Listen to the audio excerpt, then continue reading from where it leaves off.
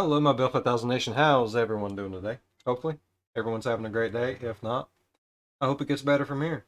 All right, we are back with another Lazy Masquerade. This one is titled Unsolved Mysteries with Chilling Evidence.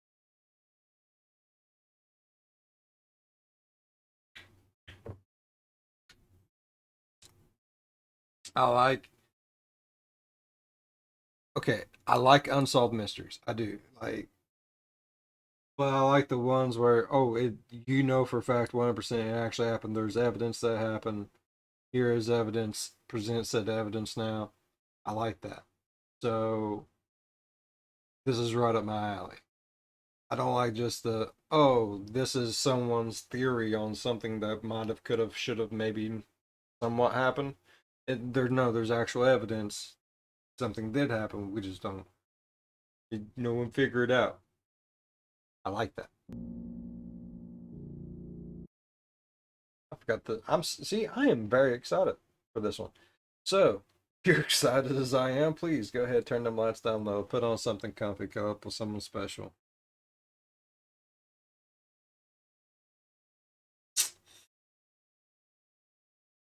Let's get chilled. Let's chill. Let's get let's chill, bruh.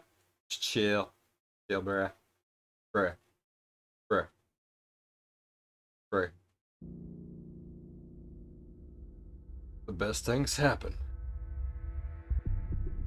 I'm from the UK, and as you probably know, it gets a little wet here.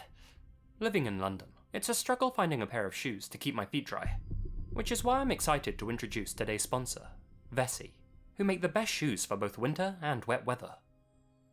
Vessi's Stormburst range aren't just stylish, they're 100% waterproof, with a lugged rubber outsole for extra grip on slippery surfaces, and added lining inside for extra warmth in the cold. All that protection from the elements won't slow you down either. They're lighter than boots, and slip on and off easily. Okay. They're made from Dymatex, a super soft knit material that's both durable and breathable, so they keep your feet warm in the chilly months, but cool in the summer. I can pop them on in the morning, walk around town in them all day, and not worry about all the puddles soaking through to my socks. Honestly, it's nice to have a pair of go-to shoes you can wear without a second thought, and know they're suitable for whatever nature throws at you. Vessi also have loads of other styles you can choose from, in a range of colours, so there really is a pair for everyone. Check out Vessi's Stormburst and all of their other shoes at vessi.com/Lazy Masquerade. Get your Vessi sneakers in the size you want right now, and use code Lazy Masquerade for 15% off your entire order. Right now. Right now, bro. Bro. Bro. Bro. On the afternoon of January 29th, 1991, 9-year-old Lee Hyung-ho was seen playing on a park swing set in his home country of South Korea. Hyung-ho often joined his friends at that very same park during his walks home from school, and often stayed there late into the afternoon. Yet, on that particular occasion, one observer noticed that Hyung-ho happened to be playing there all by himself. And little did they know, but that would mark one of the last times he would ever be seen alive. Hyung-ho lived in the affluent Seoul suburb of Gangnam with his father, Lee Yu-shi, who earned a generous salary as a financial executive. At around 8 PM that day, Lee Yu-shi realized that his son still hadn't returned home from school. He and Lee's stepmother went out to look for him, making sure to tick off all their son's usual hangout spots. But the boy was nowhere to be found. They began telephoning the parents of Hyung-ho's school friends, but when they were told that none of them had seen him, they reported the boy missing. An officer was That would scare the absolute shit out of me. No lie. Ooh. dispatched to the Lee household in order to take a statement from the couple. Yet, during his visit, there was an unexpected and horrifying development. The Lee's phone began to ring. When Yu-shi picked it up, a single, ophidian voice began to hiss on the other end of the line. Lee Hyung-ho is with me. You have 48 hours to raise a ransom of 70 million won. Await further contact, and do not involve the police. Is that a lot of money? Is that a lot of money? Is that a lot of money? Is that a lot of money? Is that their money? Is that our money? If that's our money, that's a lot of money. Do you understand? If that's their money, I imagine that's still a lot of fucking money. Yushi replied yes, and the caller hung up. In direct contradiction with the kidnapper's orders, Li Yushi immediately told the visiting officer what had just happened, and after contacting his superiors, Seoul investigators sprang into action. Using a variety of different covers and disguises, they outfitted the Li's home with a number of recording and monitoring devices. Ultimately, though, they were forced to simply sit back and wait for Hyung-ho's captor, whom they began calling the Snake, to contact the house again. Why did they call him the Snake? Why? Give me a backstory behind the nickname. Why the Snake? Was it because the way he looked? Was it because he was slithery? Was there something wrong with him where he looked, snakish, kind of scaly on the face? Why was he known as the fucking Snake? They didn't have to wait long. On the morning of January 31st, the Li family received another phone call. Yushi immediately recognized the serpent-like voice on the other end of the line. Oh, it's because the way he talks. That's not clever at all. I know you contacted the police. The officers listening in on the phone call were astounded. They had taken every precaution to ensure their invisibility, and yet, somehow, this snake was onto them. Li Yushi took the initiative and insisted that neither he nor his wife had been in contact with law enforcement. Lee Hyung-ho's stepmother then chimed in, swearing on her life that they had obeyed his instructions to the letter. Do they shoot her through a window or some shit? No, we know you fucking lied to us.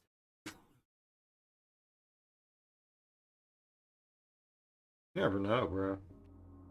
When the voice on the other end of the line simply hung up, both the cops and Lee's parents descended into a panic. But their lie had paid off. The snake's accusation had been a bluff, and the passionate insistence of the Lees had convinced him that they were playing ball. After around an hour, the snake called back and instructed the Lees to deliver the 70 million won to a parking lot near Seoul's Gimpo airport. The Lees immediately did as they were told, loading the cash into the trunk of their car, but not without an added special delivery. Along with the cash, a police officer hid himself in the tiny trunk, just in case a very literal inside man was required to catch the snake. He was joined by a team of undercover cops.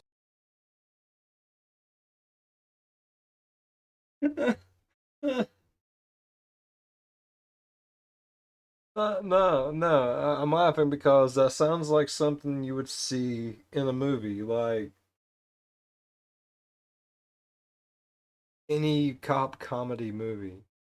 Insert here. Sounds like something you would see on there. Oh my god.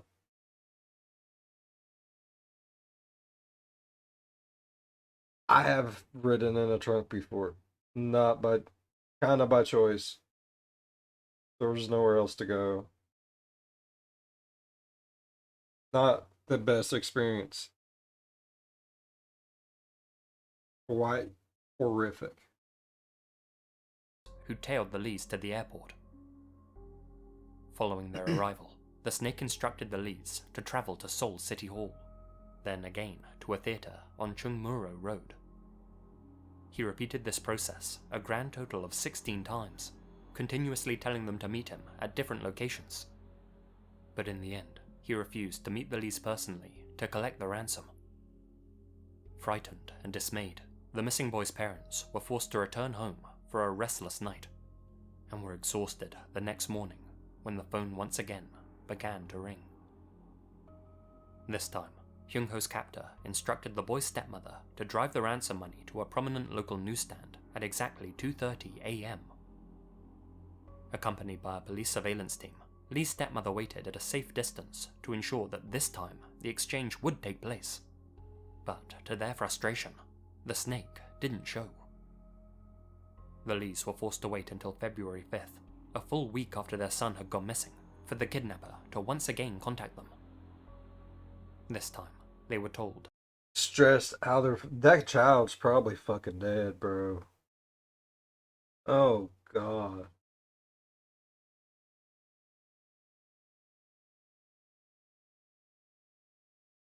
if the, I just don't understand.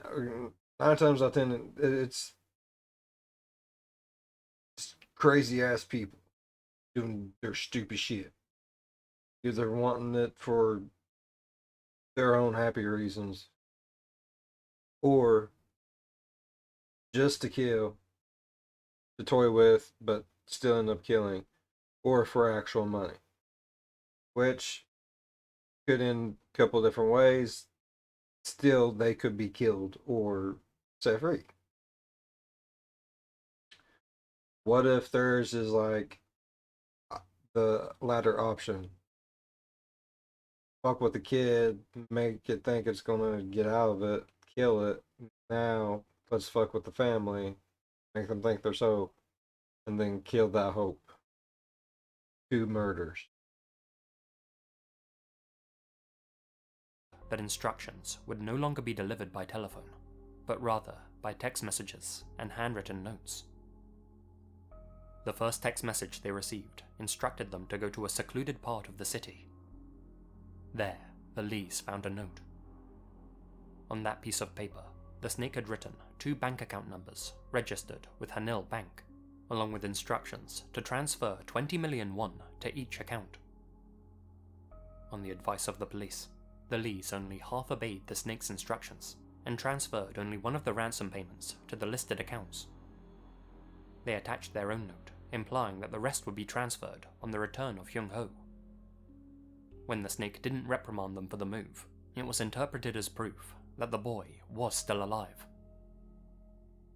The Lees had to wait another week for Hyung-ho's captor to contact them again. This time, however, he instructed the boy's grandfather, Lee Woo-sil, to clamber under the pier of Seoul Bridge on 88th Avenue at exactly 8 p.m. On this occasion, the Lees weren't so quick to follow the man's instructions and demanded to speak with their missing son first. They were aggressively shot down by the kidnapper, who told them to shut up and obey his demands if they valued their son's life. I'll be done. He's Scared dead. into submission, the Lees followed the next set of instructions, which involved traveling to the southern section of Yanghua Bridge. And I know that's easy for me to say because it's not my kid, and you're right, it is. It's not my kid, but I'm saying they're just toying with you now. Kid's dead. He is. I'd almost place money on it, and that's sad to say. Just a deranged fucker. Period. Once they arrived, they were to place the money on the bridge before leaving the area entirely. The Lees followed the commands to the letter.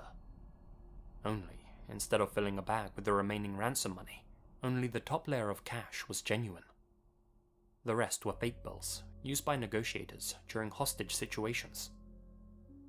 The package was to serve as nothing but bait, and it was bait that the snake would finally respond to. But at the crucial moment of truth, the police, somehow, screwed up the entire operation. At around 10:15 p.m., just as the vigil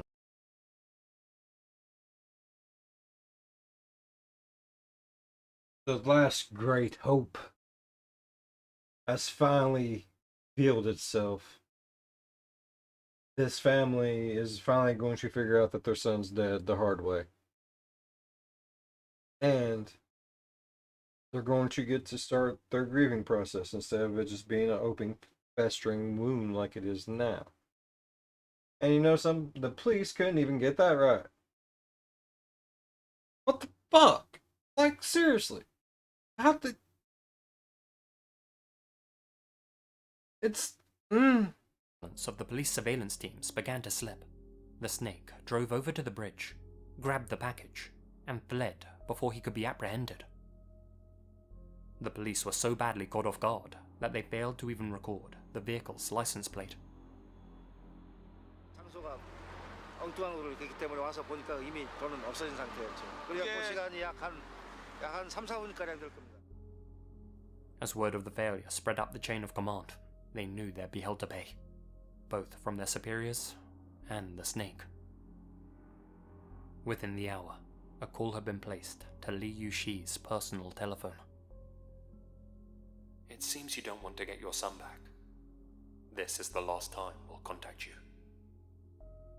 Li Yuxi began pleading for another chance, but it was too late. The Bro. snake hung up and remained. I'm still 100% certain it was already too late from the fucking get. True to his word.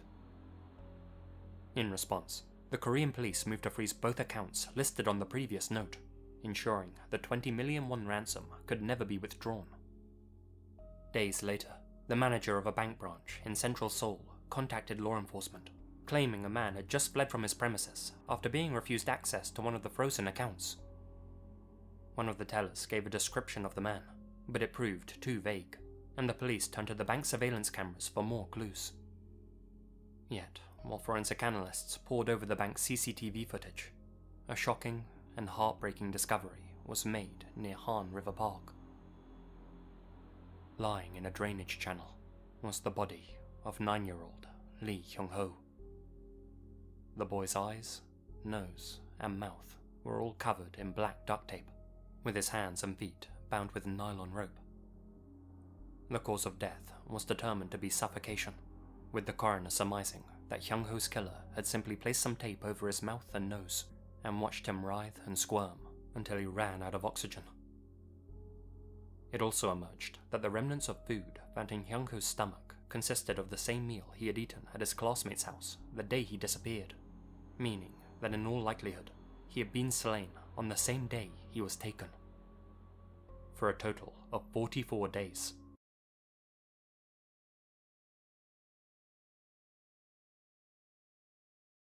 I hope when they do find this monster, this raging piece of shit, this floppy turd going down the fucking street not even worth the time to step in, I hope he gets in the booty so much. Oh, fucking. I said it though. This is going to be one of those I told you so. I told you so. I told you. More than likely that kid had been dead the whole time, or he had been on that money like lies on shit. Hyung-ho's killer had simply taunted and toyed with his victim's family, knowing full well that they would never see him alive again. In the years that followed Lee Hyung-ho's slaying, numerous composite sketches of the suspect have been produced and circulated.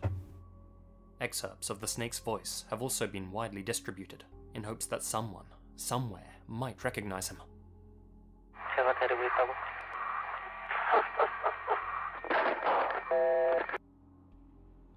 400 suspects have since been arrested in connection with Hyung-ho's murder, and almost 30,000 people have been questioned.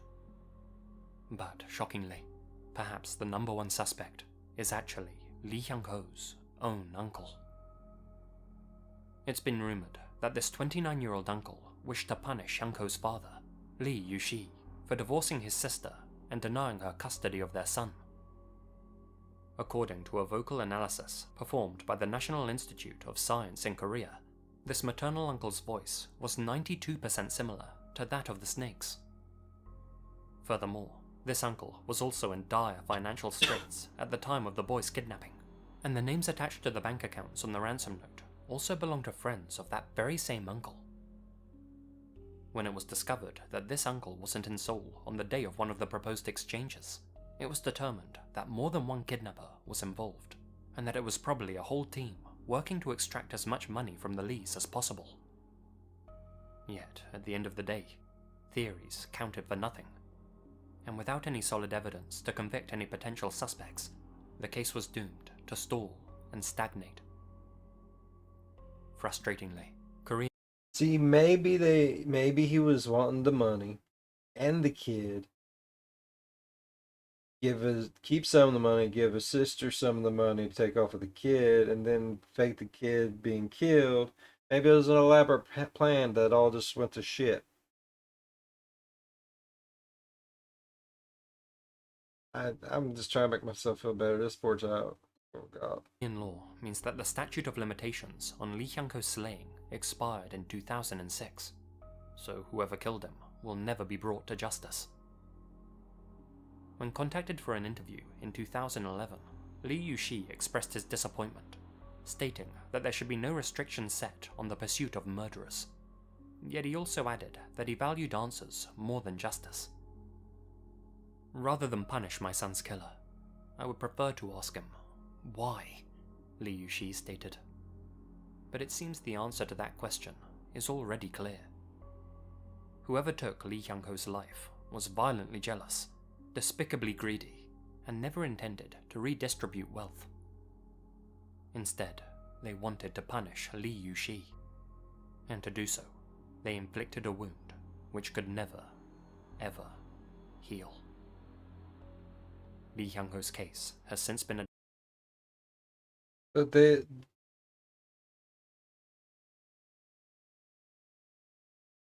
But wouldn't that be a wound on the mother as well? I mean, the uncle like just murdering it and then going back and seeing that poor child's mother like all the time because it's his sister. That's fucked up. That's fucked up. This is a fucked up story, and I'm hoping it's over. Oh, adapted into TV dramas and movies, and was the basis for 2007's Voice of a Murderer. never heard of it. It don't exist. Marilyn Bergeon was born in the French-Canadian city of Saguenay. A bright girl, she showed signs of musical talent from a very early age, was fluent in both French and English, and dabbled in Spanish, Russian, and a host of other foreign languages.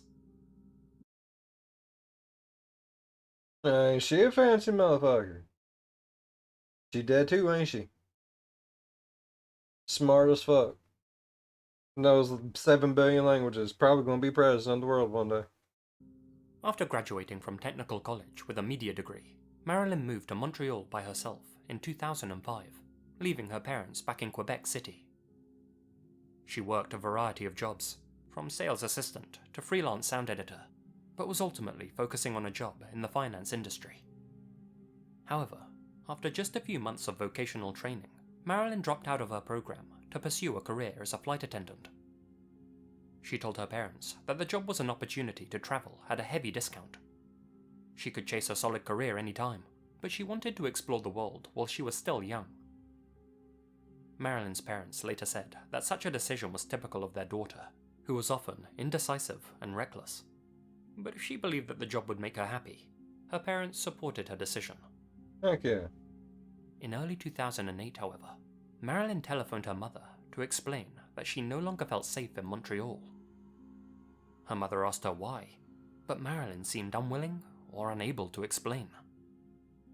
She invited Marilyn to stay with her back in Quebec for a couple of days, but as the weeks went on, Marilyn's short stay at her parents' house turned into a permanent residency. After a few weeks of living with them, Marilyn's parents asked her if she was ready to move back to Montreal. She replied by saying that she never wanted to return to that city as long as she lived. When pressed on why exactly, Marilyn simply burst into tears. Unable to continue living in ignorance, Marilyn's father demanded to know why she was acting so strangely, but she simply refused to give a straight answer.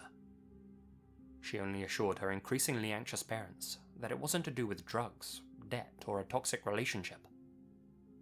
When Marilyn's father asked if anyone had hurt her or attacked her, she suddenly went quiet. Realizing that he was on the right track, he asked if she had been raped.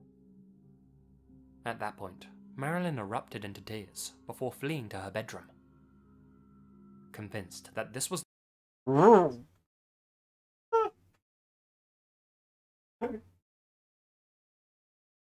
Oh, I'm pretty sure the was supposed to be assaulted. Just a different. It's assaulted spelled. the reason for her behavior. Marilyn's parents offered to help her file a police report and asked if she knew the man who had attacked her. Yet, to their surprise, Marilyn denied having been attacked at all, and instead told her parents that what she was dealing with was, quote, much, much worse than that. Over time, Marilyn became increasingly withdrawn, and soon stopped communicating with her parents entirely. In turn, her father began researching therapists who may be able to help her, but his efforts would be in vain. Whatever Marilyn was going through, she had reached her breaking point. Yeah. On the Sounds like morning it. of February 17th, 2008, Marilyn told her parents that she was going for a walk. She was wearing suede boots and a long black overcoat with a grey fake fur trim. The only thing that she took with her was her credit card. She left all other identification at home. Just after 11 a.m, Marilyn was caught on CCTV attempting to withdraw $60 from an ATM on the Boulevard de Lumière, but her bank denied the request. That same security footage shows Marilyn looking over her shoulder several times, as if she was concerned that someone was following her or watching her off camera. Where Marilyn went during the next 5 hours remains a mystery. She was next spotted at exactly 4:03 p.m, buying a cup of coffee in Saint-Romuald, a small town just south of Quebec City. The barista at Café de Pau who served her later said that she had an air of sadness about her, but seemed incredibly anxious at the same time. The exchange marked the last time that anyone would see or talk to Marilyn. After that, she dropped off the face of the earth entirely. Huh. When Marilyn failed to return home that evening, her parents filed a missing persons report and plastered missing posters all over Quebec City, each promising a handsome reward for any information leading to their daughter's safe return. Hope burned brighter when renowned French-Canadian journalist Claude Poirier got involved. He personally went to the same ATM as Marilyn before she disappeared, and, based on the angle she was looking over her shoulder, he deduced that she must have been looking at a car parked on the street outside. While it was possible that Marilyn used public transport to travel to Café de Pau, she wasn't caught on any other CCTV cameras. Her sudden appearance at the cafe suggested that someone had given her a ride. Police That's some genius shit. I like this deducing stuff. Fucking Sherlock Holmes up in this bitch. theorized that this person could be the key to uncovering Marilyn's whereabouts. Question is, who were they? Question. In the year following Marilyn's disappearance, the authorities begged witnesses to come forward, and went so far as to release the ATM surveillance footage. Sadly, this resulted in no new leads. Local law enforcement found this baffling, since Marilyn had last been seen in well-lit, busy public places. Dozens of people had witnessed her final moments. The CCTV footage was testament to that, but bizarrely, not a single person approached the police with any information whatsoever. At least until early 2010, when Claude Poirier uncovered a promising lead. In January of that year, Monsieur Poirier was contacted by a man who claimed to have seen Marilyn in a place called Hawkesbury, just south of the Ottawa River. He recognized her from the ATM footage, but claimed that she had been living peacefully in Hawkesbury for almost a year. As far as he knew, she was happily in a relationship, and appeared to have no idea she was missing or that anyone was looking for her.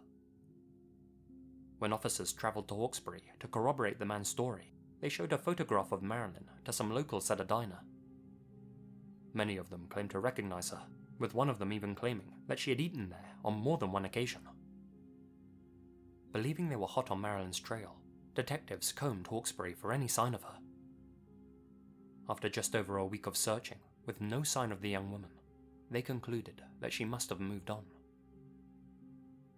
Between the years of 2010 and 2017, the investigation into Marilyn's disappearance stagnated, and the case eventually went cold.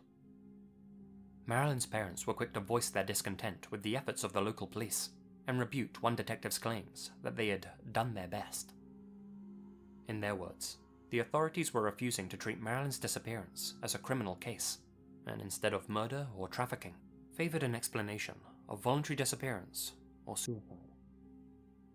In her parents' opinion, Marilyn must have witnessed some kind of I don't know what that one was, but it sounded like you said soma.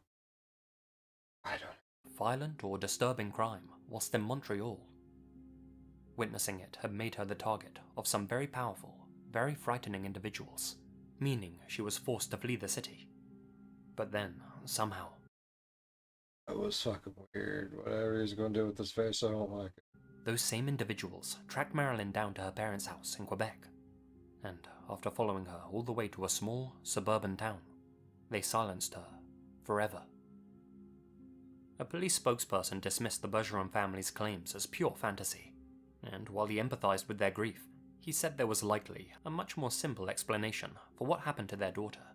Okay.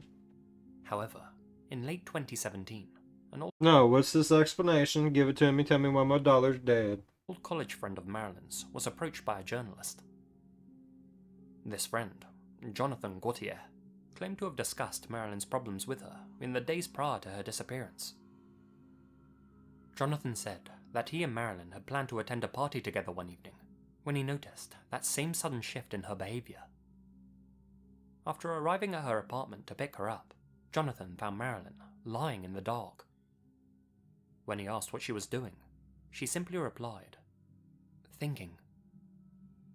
Jonathan said that her mood was briefly There's nothing wrong with laying on the floor in the middle of the room or wherever else in pitch blackness, just thinking about things. I've done it. I'm perfectly fine. lifted by the party's celebratory atmosphere, but at some point during the evening, Marilyn became intensely anxious. She begged him to drive her back to her apartment and wept all the way home. Much like her parents, Jonathan assumed that Marilyn had either witnessed a crime or had been attacked, but again, she denied both possibilities. When pressed for details, Marilyn remained tight-lipped, stating only what she would later repeat to her parents, that the truth was much, much worse than anything Jonathan suggested. "You can't even imagine what I've been through," she said. It felt to Jonathan that if Marilyn were to tell him exactly what had happened, his life would somehow be at risk too. Jonathan's account reignited media interest in Marilyn's case, and as news of her disappearance reached the wider Western world, the investigation began to pick up steam once again. What's worse? I don't know. I don't. Man. In October of 2022, Canadian investigators announced another possible sighting of Marilyn in Hawkesbury. One of the townsfolk had informed them that back in 2009, in the early hours of a cold December morning, he and his wife had been awoken by an unexpected caller. When they opened their front door, they found a visibly upset young woman standing on their porch, wearing only a light jacket, white t-shirt, jeans, and high heels. This struck the couple as odd. The woman's attire was nowhere near warm enough for the frigid Canadian winter, and yet she didn't seem to feel the cold. They asked how they could help her, and the woman asked to use their phone. The couple invited her in, offering her a towel and a hot drink while she made her call. Okay. After failing to get a connection, I'm sorry. I can't say that I would let Crazy Coo in my house. I don't trust it. the woman apologized for the disturbance, then asked for directions to a nearby landmark. She declined the man's offer of a ride, claiming it was close enough to walk and that she wouldn't be out in the cold for long. Then, as quickly as she had arrived, the young woman departed. 3 months later, the couple came across a newspaper article about Marilyn's disappearance and instantly recognized her as the woman who had come to their house that night. Only there was one difference. Marilyn had been a blonde on the night that she had called at their home. Her family have since stated that it wasn't uncommon for Marilyn to change her hair color. But the timing of this final dyeing could hold a deeper significance. If Marilyn feared that she was being followed by someone, she may have changed her hair color to help disguise herself.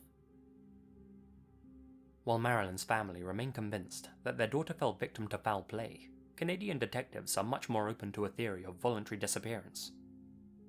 Every single day, a surprising amount of people all over the world simply walk away from their lives.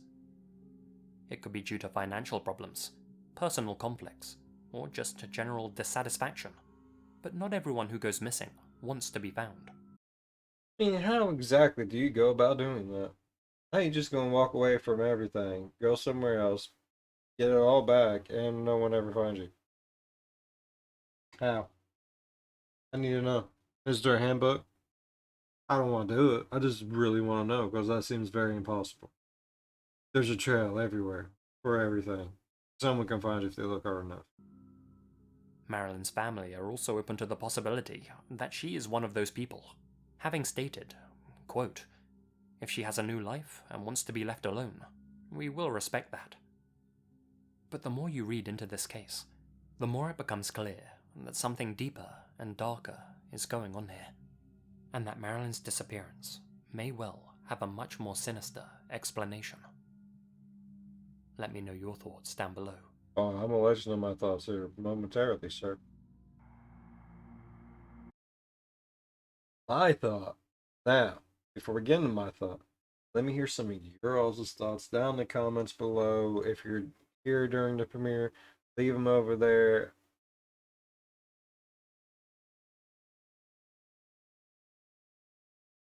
Yeah, that way. Pretty sure that way. Over there. We'll talk about it. I love chatting with you on my premiere, so don't be scared to jump in there and say what's up. Alright. Now that y'all have given me yours mine. Okay, what if you moved there, got with someone, and they was extremely fucking violent? Like, one of those moments. You know what I mean?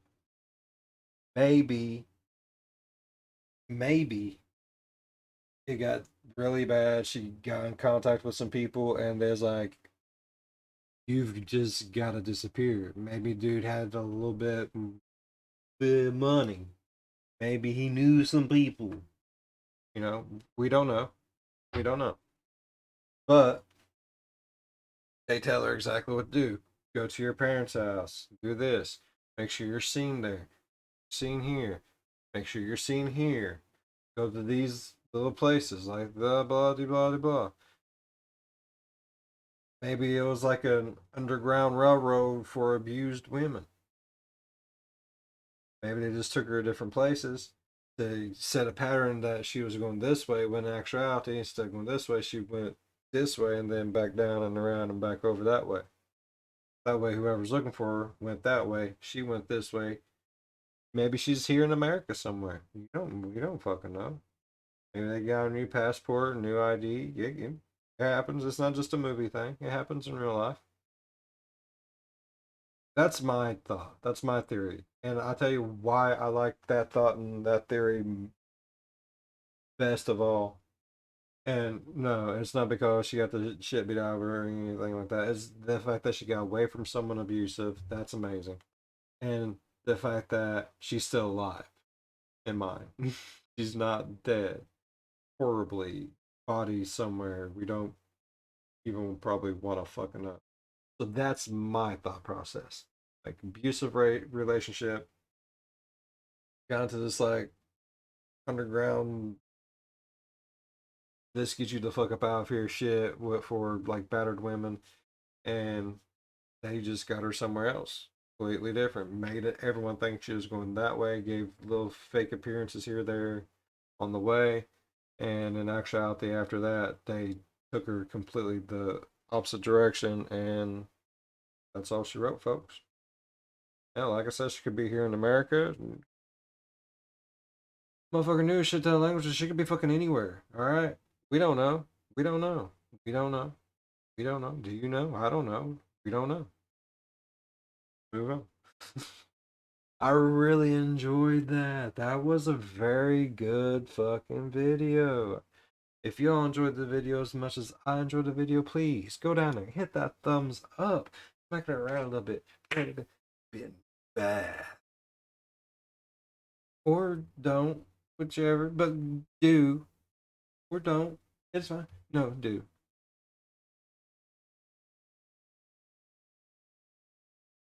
If you're a fan of the spooky, scary, strange, deranged, think about subscribing. That's what we do. As always, good to one another. I'll see you in the next one.